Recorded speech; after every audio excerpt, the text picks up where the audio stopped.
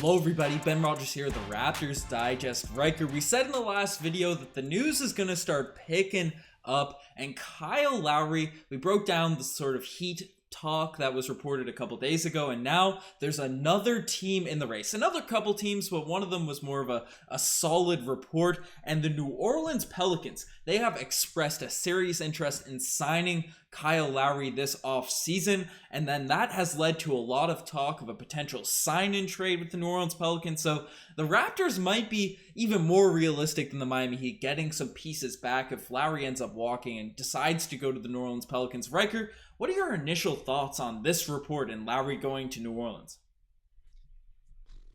I tell you, I'm not sold on New Orleans and their ability to move forward with Zion Williamson, their flexibility to build around their young core. And this just proves it to me. If they're aggressively targeting a gentleman who's 36, he's past the prime of his career, he's going into the twilight of his career. They're about to lose Lonzo Ball. Of course, it makes sense to get veteran leadership, three-point shooting, a guy that, has proven to bring his team to the championship. But this isn't going to make them a playoff contender. If anything, the Pelicans will slip from fringe out of the playoffs to fringe into the playoffs. So I don't see the reason for targeting Kyle Lowry unless there's other moves up their sleeve, but I don't hate this as a trade partner for the Toronto Raptors side of things. Yeah, and there's one thing you could really look at this, the main comparison, you could sort of see the Kyle Lowry move if you're on the New Orleans Pelican side, which is the reason I can really see this making sense, is look at what Chris Paul did to that Phoenix Suns team. Obviously, they had a strong bubble, they had a strong performance, in that they went 8-0 in that sort of series, or that gauntlet. I don't even know what to call that at that point, but they went 8-0, didn't make the playoffs, and they came into this season with Chris Paul, and now they're in the NBA Finals, a couple games away from winning an NBA championship. Who knows if they'll actually get their Game 6? It's going to be a fun one to watch, but I think the Pelicans, they're looking for that veteran leadership to really take them over the top, and they brought in Eric Bledsoe and Steven Adams last season, obviously, giving away Drew Holiday in the Bledsoe deal, signing Steven Adams to a big contract. They probably thought that those two guys, paired alongside their young core of Lonzo, Brandon Ingram, and Zion Williamson, that would be enough to at least make the playoffs this season. Then obviously Eric Bledsoe, he fell off the cliff even more than he had for the Milwaukee Bucks in the playoffs the season prior, because usually he was a solid regular season player. And then obviously Steven Adams, alongside three of those guys that can't shoot, Zion Williamson, Steven Adams, and Eric Bledsoe, just didn't make sense having them in their roster, starting things out. So now bringing in a Kyle Lowry, who's a proven winner, right? Cut from the same cloth as Chris Paul, could come in, get the young guys excited. There's question marks about Lonzo Ball. I think this really makes sense as a fit, Riker, but, would it really put them over the top? Who knows? The injury questions with Lowry, all that. But on the Raptors side... Before you go... Yeah. Let's talk facts. Mm-hmm. Lonzo Ball, he won't be re-signing with the New Orleans Pelicans. He's gone. Fact. Mm-hmm. Well, okay. I don't know if that's fact. I'm calling it fact. You're locking it. We don't have the lock-in segment for the Raptors, but you're locking Kyle Lowry is. I'm locking it in. Okay. Kyle Lowry is better than Lonzo Ball. Fact. Kyle Lowry, leader in charges, NBA regular season leader in charges taken. A very emotionally charged player. He a true veteran, a multi-time all-star in the NBA. He would be nice to pair alongside Zion Williamson, Brandon Ingram especially. That's a fact. Yeah. Right? And the biggest one, they want to offload Steven Adams, and there's not a ton of teams that are as desperate for a center as the Toronto Raptors find themselves right now. That's a fact. So it is a perfect recipe that you can get a guy who is an improvement from your current point guard who you're going to lose anyways, and he would probably gel well with your team. So I've talked myself into not hating this as much as when I first heard it from you. Well, Riker, obviously the Kyle Lowry, it makes sense the fit, Lowry going to New Orleans. The decision is all up to Lowry. That's an even bigger question if he'd even go there. They were willing to pay him, and the Heat and the Sixers weren't. Then maybe he'd probably do it, go to a young team, maybe have a push like Chris Paul. But, we're, as Raptors fans, we're more interested in the trade side of things. So we're going to bust out the trade machine. We don't have any cool sort of graphics done up from the actual trade machine, as obviously, these players, the trade machine only works for current time, and currently the the sign-in trades, you can't really put that in there. But one trade that I think made a lot of sense for this, just cap-wise, and you brought up Steven Adams, and Kyle Lowry's expecting about 2 years, $50 million if he is traded. So, that's about $25 million per year. The salaries could match. The Pelicans, they have Brandon Ingram on a big contract. They have Bledsoe on some big money. They don't have necessarily the cap to sign Lowry, so they'd have to send out a few bucks. And bringing back Steven Adams and Nickeil Alexander-Walker makes the money work pretty closely, right? Obviously, there's a little bit of wiggle room when they're signing trades. What are your thoughts on that potential return for Kyle Lowry out there? And, it'd be pretty cool considering better than losing him for nothing. Well, that's just the thing. And we've chronicled the Raptors' plight in trying to trade guys throughout the entire regular season. So if you're interested in specifics on that, then pop over to the Raptors Digest. But we're on the Raptors Digest. This is Raptors Digest? This is Raptors Digest. I thought we were courtsiding right now. Hilarious. Well, that's why I was going more to the New Orleans Pelicans side of things. But now that I know we're on the Raptors Digest, let's drill down. This is Kyle Lowry trade. What do you want? And what kind of return do you think that you we can don't get even from know what channels we're talking on anymore. When you were saying this is a Leafs Digest video, baby. When you were saying New Orleans, you made it sound like it was a courtside podcast. So this makes a lot more sense now. I can really grill into this side of things. I thought it was going to be casuals. Like, who is Kyle Lowry? What is this guy all about?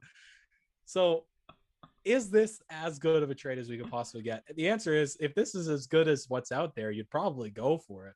And the reason is if they're not even willing, the Los Angeles Lakers aren't willing to trade Taylor Horton-Tucker. At the deadline. I don't know.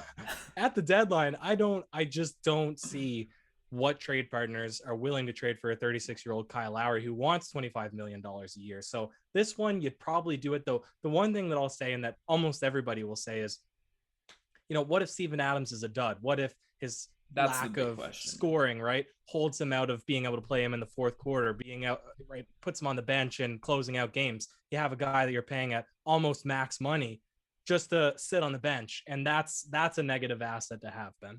Yeah, and that's the big thing, because obviously when it's a sign-in trade, you don't have the leverage, you don't have that ability to sort of negotiate the same way Masai Ujiri did during the trade deadline. So the value in return is minimal, right? But the question is, right, if he wants to go to New Orleans, if that's going to work out, do you want to bring back Steven Adams' money? Because he's almost been creeping into negative asset territory. Just, he has a few years left on his deal at about $17-18 million. Right, so there's question marks there. But you look at him specifically in a Toronto Raptors system, I think he goes back to being a positive, probably a strong positive asset, because you consider the shooters that are around him in Toronto, right? You would have Fred VanVleet, you'd have either Suggs or Trent, or who knows who we're drafting, right? We're speculating at this point now. OG Anunoby, hopefully Siakam's three-point shooting's back. He was a 36% three-point shooter prior to this season, so, and still 30%, it's bad, but it's not horrific. It's not Ben Simmons level. So you have 4 actual shooters around Steven Adams who can really clog up the paint and man that 5 position, even if you're not closing lineups with them, because I think a Boucher at center or even an OG at center lineup could close you games against certain teams. But having a brute of a center down there night in, night out during the regular season, I think that's a positive thing to see. And he was obviously a great player for those OKC teams. And then you have your true starting center ahead of Khem Birch. We have a true big man rotation. Boucher gets pushed back to his natural position. I think that's cool. And then if we can get one of those youngings as well, right, whether it be a Nickeil Alexander-Walker who's Canadian and might be pushed out of the rotation if Bledsoe, Lowry, right, whoever's back there is there. He did end up getting minutes for the Pelicans at the end of last season, or even a Kyra Lewis Jr. Maybe that's asking for a bit too much, but I think, Adams, with the incentive, a young player, that would be a really great return, better than the Heat's offer for Kyle Lowry. His cons are, I think, for me, is enough to say no to this trade. Really? In that he's getting paid too much, and he's not a good perimeter defender, a good pick and roll defender. So he would get sliced and diced the same way that Jonas Valanciunas would, for instance. And he's a better defender than Jonas. He can move a little bit quicker, but out at the perimeter, he's not better. So if you're playing a small ball lineup, he's still going to be a liability out there, but we can rattle through his pros, and he does have good pros. He's one of the strongest bigs in the NBA. He's a very savvy paint or, inside interior defender. He has fantastic touch in the lane. If you've ever watched him play, he can finish all of his layups. He's a significant improvement from Aaron Baines, from Kem Birch, from all the guys, because he's played legitimate minutes basically his entire career.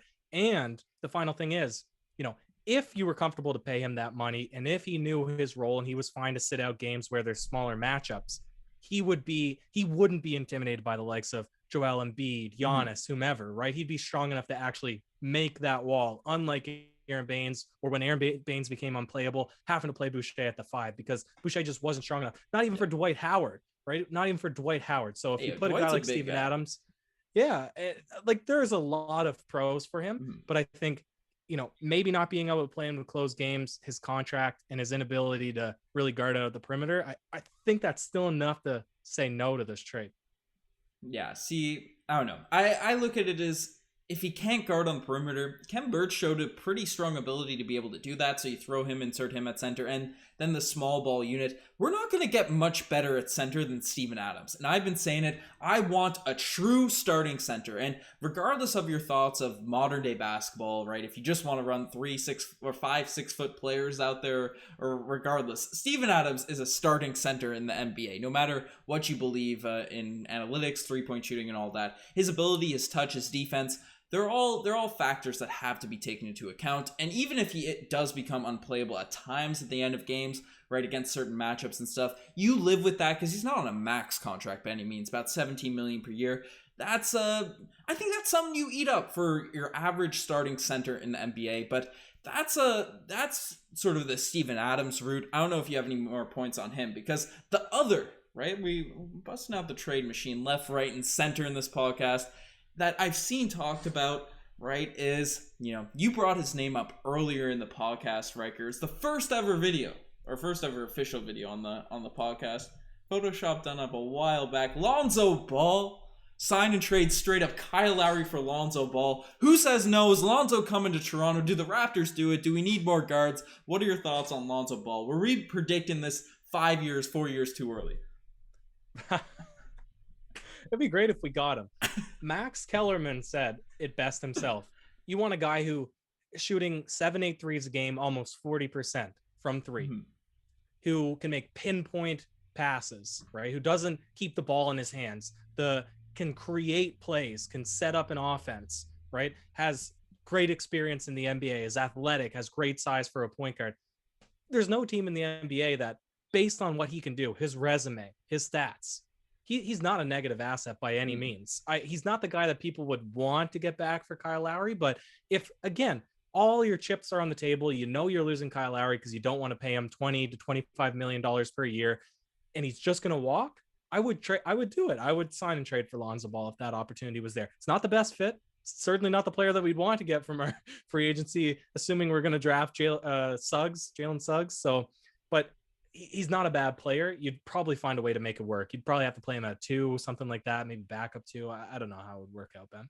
Yeah, well, Lonzo's probably going to command about $20 million on the market himself per year. So the reason I'd be a little bit hesitant on this is because who's going to be the better player in the next 2 years, Kyle Lowry or Lonzo Ball? Right? Not long-term or whatever, what a long-term piece, but I'd still probably, at least next season, I'd rather have Kyle Lowry on my team than Lonzo. And maybe that's a hot take because Lonzo's 3-point shooting has improved. But you look at Lowry's stats and his fit with the Toronto Raptors, I'd certainly rather have Kyle Lowry on my team in the short term. And the big reason that we're kind of cool with Lowry leaving at points, even though, he's the Raptors' growth and such things, but we have so many guards. We have so many guys coming in. Do we want to invest that much money? Because we're re-signing Trent. We just signed Fred VanVleet. We have Malachi Flynn back there. And, we're getting that draft pick, which is likely going to be a point guard, shooting guard. So do we want to invest that much more money into a point guard? Lonzo Ball's not playing off the ball. So into an actual point guard, right? The same way that we the same reason we let our team's growth leave? No, but here's the thing. That argument is it's like the lesser argument for why you'd re-sign for a 1-year deal, $20 to $25 million, Serge Ibaka last season, because his impact was very obvious. You lose him, you have a huge gap, a huge vacancy at the center position, which is going to be extremely difficult to fill. And you're nowhere near the same caliber playoff team if you lose Serge Ibaka because of his ability to play that two-way game, stretch the floor, everything that he provides. And if Masai Ujiri wasn't willing, with cap space, they had the ability to do it, to give him a 1-year deal to incentivize him to stay rather than go and sign, a 2-year deal with the Clippers. I don't see why you would go and give that money to Kyle Lowry, who wouldn't put your team into a better playoff position, who wouldn't put your team as a better regular season team, who's not an asset that's invaluable to have on this roster. So if we're moving forward and there's trades available, I'm saying trade Kyle Lowry. It just doesn't make sense to pay him a lot of money to keep him around. Do you know why you trade Lowry now or you keep Lowry now and you let Serge walk?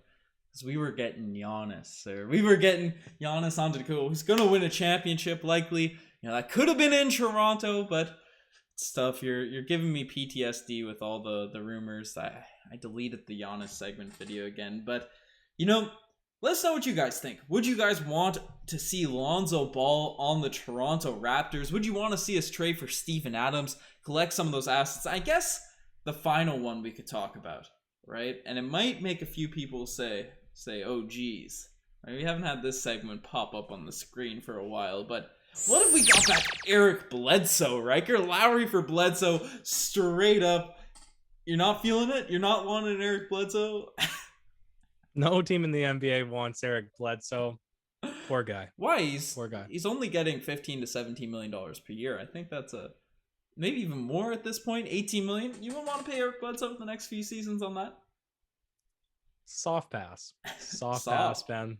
Soft pass. Well, anyways, let us know what you guys think about these Pelicans players in the comment section below. You're the best to make it this far. Check out the Instagram, the TikTok, all that cool stuff. Riker, you have any last words on the New Orleans Pelicans? For the Raptors Digest. We don't even know what channels we're posting on.